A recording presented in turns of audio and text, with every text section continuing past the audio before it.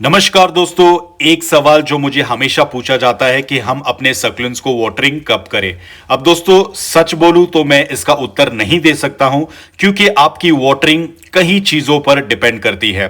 For example, अगर मैं और मेरा पड़ोसी दोनों सक्लेंट्स ग्रो कर रहे हैं, भले ही वो मेरा पड़ोसी हो, हमारा वाटरिंग स्केड्यूल फिर भी डिफरेंट होगा, क्योंकि इसमें कई फैक्टर्स होते हैं, जैसे कि एनवायरमेंट, सीजन, आपका सक्लेंट टाइप, आपने सक्लेंट को कहां रखा है, उसे कितनी डायरेक्ट सनलाइट मिलती है, क्या वो इनडायरेक्ट ब्राइट लाइट में है, आपकी मिट्टी कैसी है, जो सक्लेंट आपने पॉट किया है उस पॉट का मटेरियल कौन सा है, प्लास्टिक या फिर अर्दन पॉट।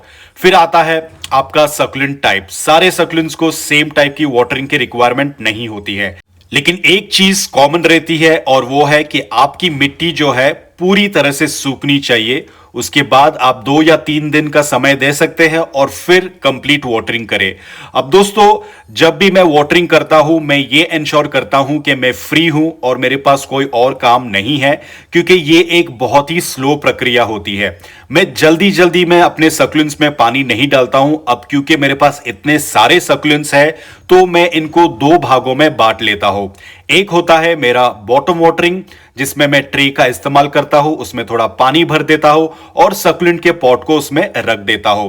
और आपको यह सुनिश्चित करना है कि जो वाटर का लेवल है आपके सक्लेंट पॉट से नीचे हो। आपको सक्लेंट को पूरी तरह से वाटर में सबमर्ज नहीं करना है, यह गलत वाटरिंग है। अब बॉटम वाटरिंग में तकरीबन 15 से 20 मिनट लगेंगे। उस समय मैं क्या करता हूं कि जो मेरे दूसरे सक्लेंट्स होते हैं उनको मैं टॉप वाटरिंग करता हूं। टॉप वाटरिंग से पहले मैं दोबारा एक बार चेक करता हूं, लोअर लीव्स को जेंटली स्क्वीज करके देखता हूं कि अगर इनमें रिंकल्स आ रहे हैं। अगर इनमें रिंकल्स आ रहे हैं, इसका मतलब यह है कि सक्लेंट अभी पानी देने के लिए तैयार है।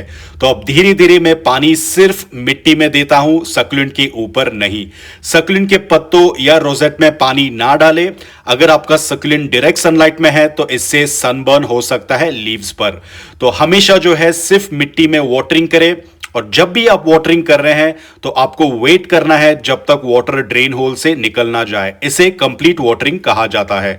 तो जब भी आप वाटरिंग कर रहे हैं, उससे पहले एक बार लीव्स को चेक कर ले और फिर जाके आप वाटरिंग कर सकते हैं। तो इस तरह से मेरा दोनों काम हो जाता है। कुछ सक्लेंट्स बॉटम वाटर्ड हो जाता है, कुछ सक्लेंट्स को टॉप वाटरिंग हो जाती है। तो इसी तरह से समय बचाते हुए मैं सारे सक्लेंट्स को एक ही दिन में वाटर कर देता हूं। मॉनसून और विंटर पीरियड में मैं अपने सक्लेंट्स को 2 या 3 हफ्तों में एक बार वाटर करता हूं, लेकिन अब जैसे गर्मियां आ चुकी है, एनवायरनमेंट बहुत ड्राई हो रहा है, तो मैं अपने सक्लेंट्स को 5 या 6 दिनों में वाटर करता हूं।